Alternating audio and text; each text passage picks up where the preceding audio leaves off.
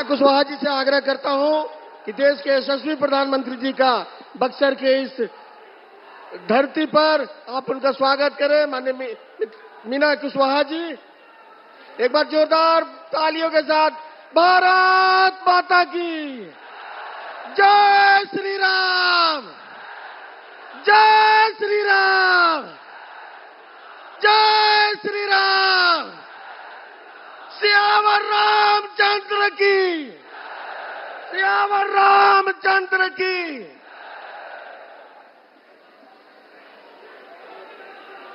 भारत माता की।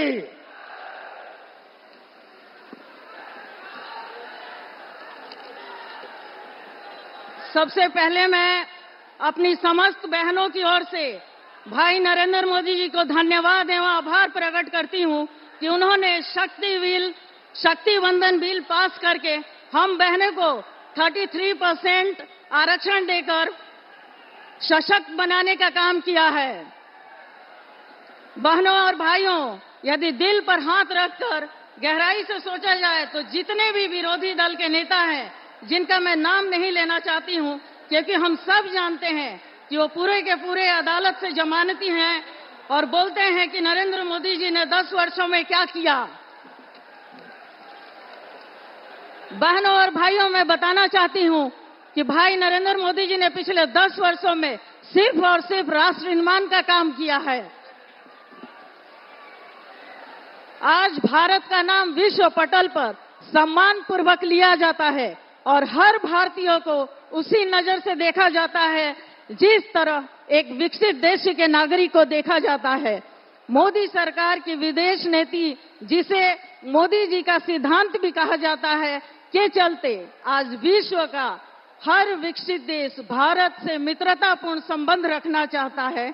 आज दुनिया भर की मल्टीनेशनल कंपनियां भारत में अपना उद्योग स्थापित कर रही है। आज भारत सैन्य बल के क्षेत्र में इतना शक्तिशाली हो चुका है कि कोई भी दुश्मन देश हमारी ओर आंख उठाकर देखने की हिम्मत नहीं कर सकता है। आज भारत में निर्मित मिसाइल विश्व के कई देशों में निर्यात किए जाते हैं। यहां तक कि हम विकसित एवं मजबूत देश इजराइल को भारत में ही निर्मित सैन्य ड्रोन की आपूर्ति करने जा रहे हैं। राज्य को बुलाइए। साथियों, जिस क्षण का, जिस समय का आप लोगों को इंतजार था, वो समय आ चुका है। मैं अपनी इस कार्यक्रम को आगे बढ़ाते हुए भारत सरकार के मंत्री आदरणीय माननीय गिरिराज सिंह जी को बुलाना चाहूंगी कि वो आए और अपना संबोधन दें।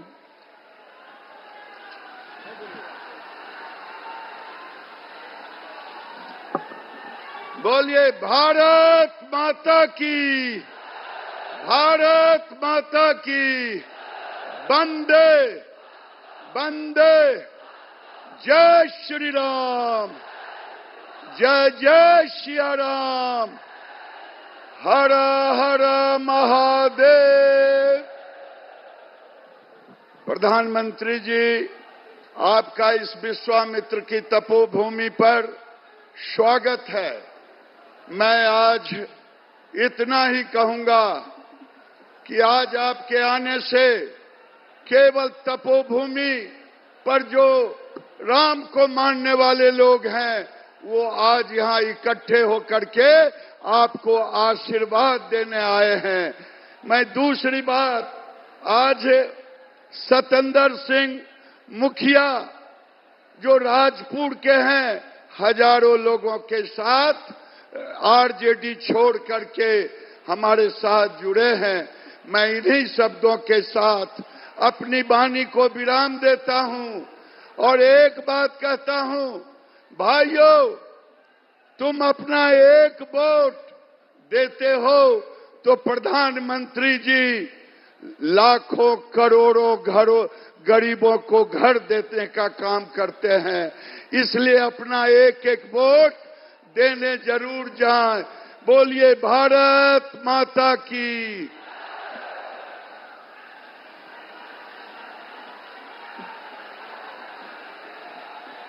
साथियों, वो क्षण आ गया है जिसके लिए आप सुबह से इंतजार कर रहे थे और मैं सीधे हम लोगों के पूरे विश्व के सर्वश्रेष्ठ प्रधानमंत्री श्री नरेंद्र मोदी जी को आमंत्रित करती हूं।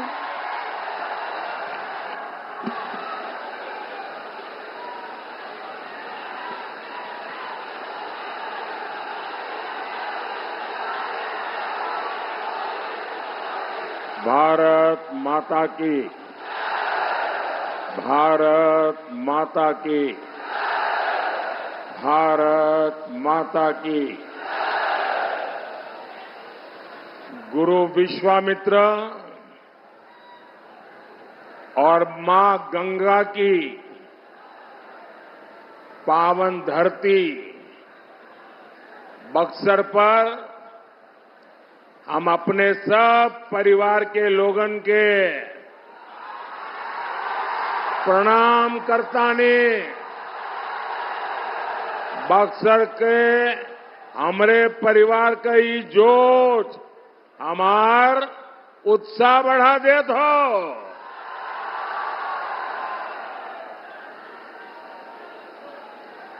साथियों, आज छठे चरण का मतदान भी तेज गति से लोग लोकतंत्र का उत्सव मना रहे हैं और विकसित भारत के संकल्प को मजबूत कर रहे हैं। और आज जो मतदान हो रहा है, इंडी गठबंधन के गुब्बारे की सारी हवा निकल चुकी है। भाई ये जरा एसपी वाले बेटी बढ़िया फोटो बना के लाई है। छोटी सी गुड़िया, कब से उसके हाथ दुखते होंगे, ऐसे ही हाथ खड़े कर रहे कहती। अरे भाई आप मत लीजिए, उस बच्ची को दीजिए। अब तक आपको मैनेजरी करने का मन नहीं कर गया। वो बच्ची बेचारी घंटे भर से हाथ ऐसे करके खड़ी है। जरा एसपी जी लोग जाकर के ले लें उनसे।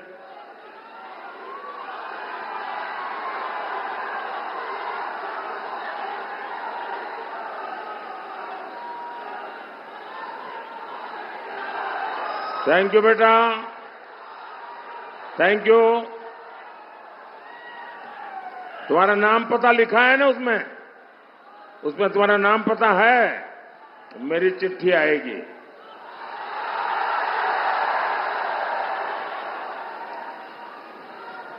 साथियों, जो 5 चरण का मतदान पूरा हुआ है और आज जो छठे चरण में चीजें नजर आ रही हैं, उसमें साफ दिखता है कि अब सारे शहजादों का शतर गिरने वाला है। दे दीजिए भाई, उनको दे दीजिए, जो बच्चों के बाद तस्वीरें हैं दे दीजिए।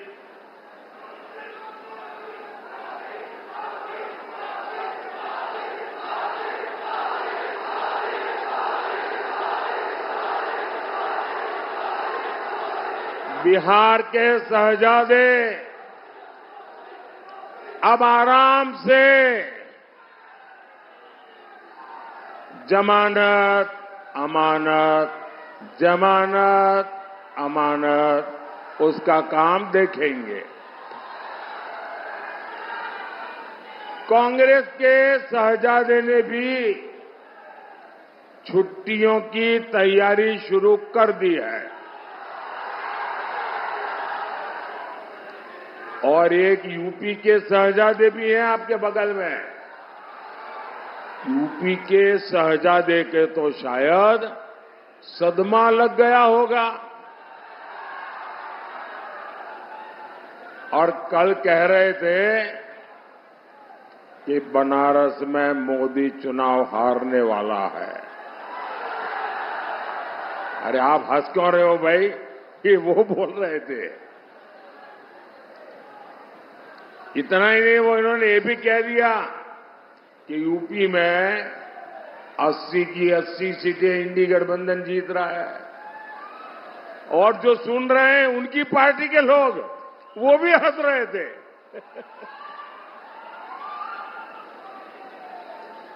भाई मैं तो ये बता रहा था कि यूपी के शहजादे अब भाषण में ये मुद्दे बोल रहे हैं। अब पता नहीं बार बार साइकिल पंक्चर होने का सदमा है या कांग्रेस वाले शहजादे की संगत का असर है। ऐसी संगत से बचकर रहना चाहिए।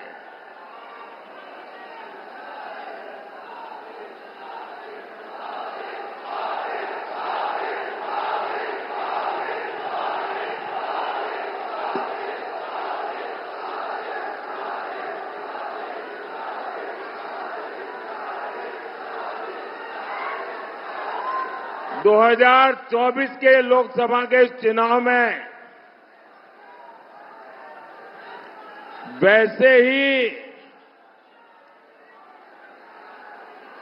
इनकी गपोड़बाजी खुल जाने वाली है जैसी 22 के असेंबली के चुनाव में हुआ था।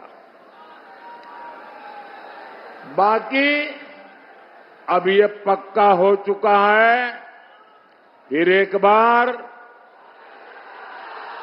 फिर एक बार फिर एक बार फिर एक बार 4 जून 4 जून 4 जून देखिए 4 जून को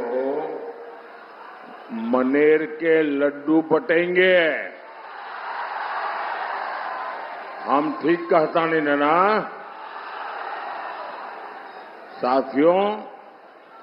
बक्सर की ये धरती ये प्रभु श्री राम की गुरु भूमि है। आसुरी ताकतें जब यहां आतंक फैला रही थी तब प्रभु राम यज्ञ रक्षा के लिए विश्वामित्र जी के आश्रम आए थे। साथियों आज एक बार फिर विकसित भारत का महायज्ञ चल रहा है। मेरी आप सबसे प्रार्थना है, मैदान छोटा पड़ गया है, वहां बहुत लोग धूप में तप रहे हैं, वो धूप में भी इतने धैर्य के साथ सुन रहे हैं। मैं तो उनकी तपस्या को प्रणाम करता हूं कि इतने धूप में वो खड़े हैं, लेकिन यहां वाले वे आगे आने की कोशिश करते हैं। अब मैदान में आगे आने की जगह नहीं भाई, जहां हो वहां रहो। अब मैं आपके पास आया हूं ना, इससे क्या है, आपका प्यार मुझे खींच के लाया है जी।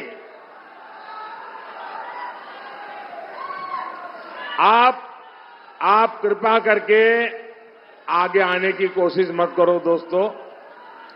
और आपका जो जोश है ना, 1 तारीख को भी जरूरत पड़ेगी और 4 को भी जरूरत पड़ेगी। बोले जय श्री राम। और साथियों, प्रभु राम जब आए, यज्ञ हुए, और आप देख रहे हैं वो कौन सी ताकतें हैं जो राष्ट्र यज्ञ में बाधा डाल रही है। बक्सर के लोग जान रहे हैं ना, भारत एकजुट होकर विकास की बात करता है, लेकिन कौन विकसित भारत के संकल्प का मजाक उड़ाता है? भारत का दुनिया में सम्मान होता है, लेकिन कौन लोग हैं जो विदेशों में जाकर भारत को गाली देते हैं? भाइयों बहनों, 500 साल बाद 500 साल बाद अयोध्या में भव्य राम मंदिर बना।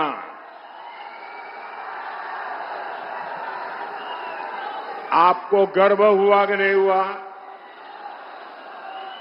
कितनी पीढ़ियों की साधना, कितनी पीढ़ियों का इंतजार, कितनी पीढ़ियों का बलिदान, 500 साल बाद आप सबका एक सपना पूरा हुआ।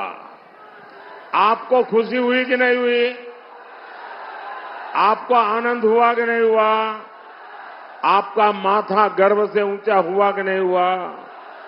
लेकिन वो कौन लोग हैं जिन्हें ये बर्दाश्त नहीं हो रहा है? जब पूरा देश उत्सव मना रहा था, जब बक्सर के लोग रामलला के लिए उपहार भेज रहे थे, तब कौन लोग थे जो प्राण प्रतिष्ठा का बहिष्कार कर रहे थे? वो कौन लोग हैं जो राम मंदिर को अपवित्र और पाखंड बता रहे हैं? यही कांग्रेस, आरजेडी और इंडी गठबंधन वाले लोग, यही उल्टी चाल वाले हर पवित्र यज्ञ में विघ्न डालने वाले लोग। मैं बक्सर की पुण्य धरती की जनता से पूछता हूं, आप जवाब देंगे ना? आप जवाब देंगे ना? मैं जरा आपसे पूछना चाहता हूं, जिन लोगों ने किया है, ऐसे लोगों को सजा करोगे कि नहीं करोगे? हर पोलिंग बूथ में उनका सफाया करोगे नहीं करोगे? साथियों, देश की जनता जानती है, ये चुनाव प्रधानमंत्री बनाने के लिए है। ये चुनाव देश में मजबूत और स्थिर सरकार चुनने के लिए है। आपने 10 साल तक अपने मोदी को जांचा है, परखा है। आपको मोदी का काम भी पता है, मोदी की नीयत भी पता है। लेकिन दूसरी ओर कौन है? लोग पूछते हैं कि इंडी जमात में प्रधानमंत्री कौन बनेगा? जनता को ही हक है ना जानने का? नहीं है भाई, हक है ना? लेकिन वो जवाब नहीं देते। वो जैसे ही कोई पूछता है भाई तुम्हारा प्रधानमंत्री का कैंडिडेट कौन, तो वहां आपस में ही सील फुटबल हो जाता है। और कांग्रेस देश को अपनी जागीर समझती है। उसे लगता है शाहजहां ही इकलौते वारिस है। लेकिन गठबंधन वाले कह रहे हैं 5 साल में 5 प्रधानमंत्री बनेंगे। जरा सोचिए, 5 साल में 5 प्रधानमंत्री, इतना बड़ा देश ऐसे चल सकता है क्या? बताइए ना, चल सकता है क्या? भ्रष्टाचार इनके संस्कारों में इतना गहरे तक बैठा है, ये देश को भी नोटों की गड्डी के रूप में देखते हैं। ये देश चलाने जा रहे हैं या बैंक लूटने जा रहे हैं, और जो लूट का माल आपस में बांट लेंगे। साथियों, एनडीए सरकार के पास ट्रैक रिकॉर्ड है, भविष्य का विजन है। हमने 4 करोड़ गरीबों को पक्के घर, पीएम आवास दिए हैं। आप एनडीए को वोट देंगे, आप बीजेपी एनडीए को वोट देंगे, तो हम और 3 करोड़ गरीबों को घर देंगे। हमने गरीबों को मुफ्त इलाज के लिए आयुष्मान कार्ड दिया है। आप एनडीए को वोट देंगे तो हम 70 वर्ष से अधिक के सभी बुजुर्गों को मुफ्त इलाज देंगे। आप बीजेपी को वोट करेंगे तो हम पीएम सूर्य घर, मुफ्त बिजली योजना से आपका बिजली बिल 0 कर देंगे। आप बीजेपी को वोट देंगे तो 3 करोड़ बहनें लखपति दीदी बनेगी। आप बीजेपी को वोट देंगे तो आपको 5 साल तक मुफ्त राशन मिलेगा। आप बीजेपी को वोट देंगे, आतंकवाद और नक्सलवाद मुंह नहीं उठाएगा। ये हम बोलते हैं, ठीक है? ये लोग क्या बोलते हैं? एनडीए वाले क्या बोलते हैं? इंडी की जमानत क्या बोलती है? ये इंडी की जमानत क्या, जो जमात है वो क्या बोलती है? एनडीए वाले क्या बोलते हैं वो मैंने आपको बताया। अब मैं बताता हूं इंडी वाले क्या बोलते हैं। वो कहते हैं उन्हें वोट चाहिए। क्यों? वो सीएए को रद्द करना चाहते हैं। इन्हें वोट चाहिए, वो घुसपैठियों को फ्री एंट्री दिलाना चाहते हैं। इन्हें वोट चाहिए क्योंकि कश्मीर से 370 वापिस लाना चाहते हैं। इन्हें सीमा पर से बिहार और बक्सर के बेटों को खून बहाना है।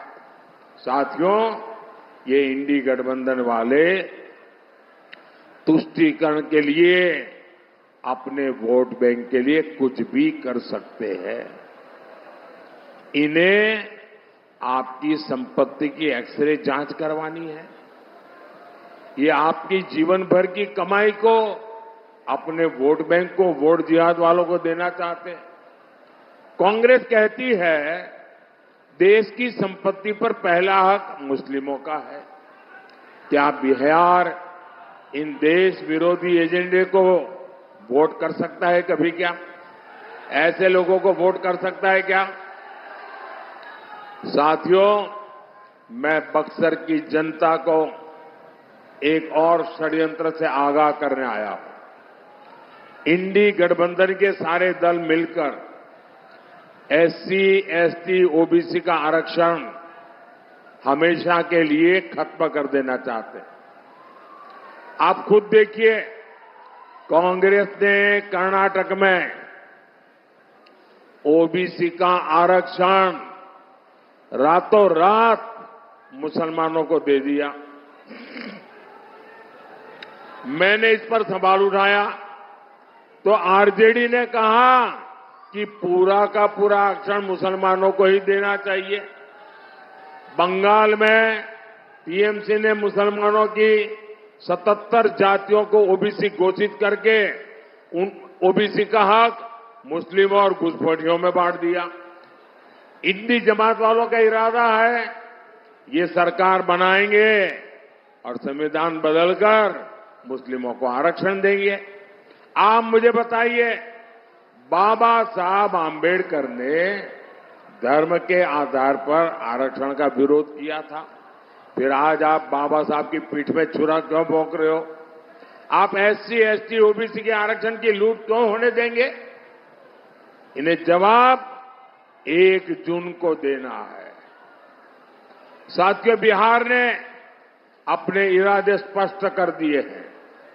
बिहार अब विकास के रास्ते से हटने वाला नहीं है।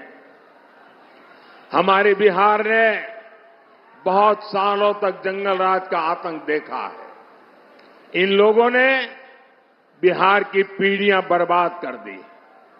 कौन भूल सकता है, शाम तक बच्चा घर न आए तो मां परेशान हो जाती थी।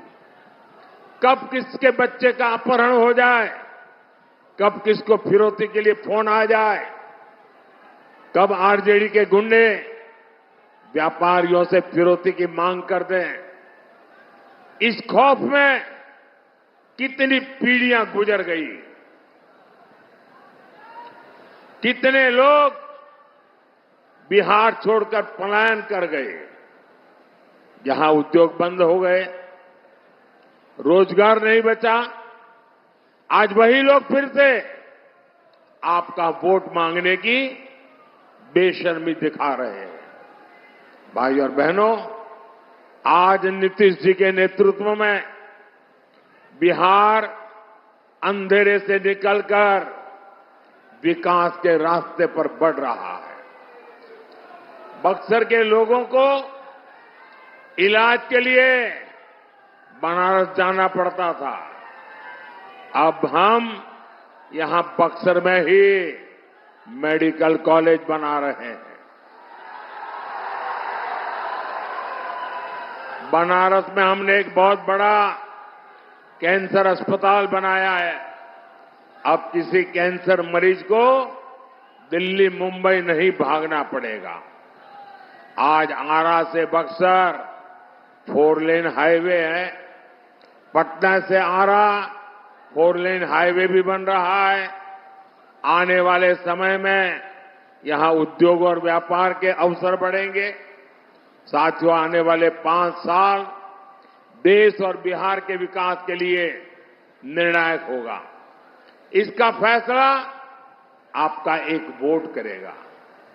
बीजेपी ने बक्सर से हमारे साथी भाई मिथिलेश तिवारी को प्रत्याशी बनाया है। आपका हर वोट जो उनको मिलेगा वो सीधा सीधा मोदी के खाते में जाएगा। तो ज्यादा से ज्यादा मतदान कराएंगे, ज्यादा से ज्यादा मतदान कराएंगे, हर पोलिंग बूथ जीतेंगे, पुराने सारे रिकॉर्ड तोड़ेंगे। अच्छा, मेरा ही काम करेंगे। कमाल है यार, इनके लिए कह रहा हूं तो आप बड़े जुस्से से बोल रहे हैं, मेरे लिए कहा तो चुप हो गए। अच्छा, मेरा एक काम करेंगे, पूरी ताकत से बताओ, जो करने वाले हैं बताओ, करेंगे? पक्का करेंगे? देखिए, यहां से जाकर के सब परिवारों में जाकर के, जितने ज्यादा परिवारों में जा सकते हैं जाना, और जाकर के कहना कि अपने मोदी जी आए थे और मोदी जी ने हर एक को जय श्री राम कहा है। मेरा जय श्री राम पहुंचा देंगे। मेरा एक दूसरा काम है, वो करेंगे। हर गांव में देवस्थान होते हैं। आप उन देवस्थानों में सब लोग जाए, गांव वाले, और देवस्थान में जाकर के मत्था टेके और ईश्वर से आशीर्वाद मांगे कि मोदी जी की इच्छा है, मोदी जी की तरफ से हम मत्था टेकने आए हैं और विकसित भारत के लिए आशीर्वाद दीजिए। करेंगे? पक्का करेंगे? बोलिए भारत माता की, भारत माता की। बहुत बहुत धन्यवाद।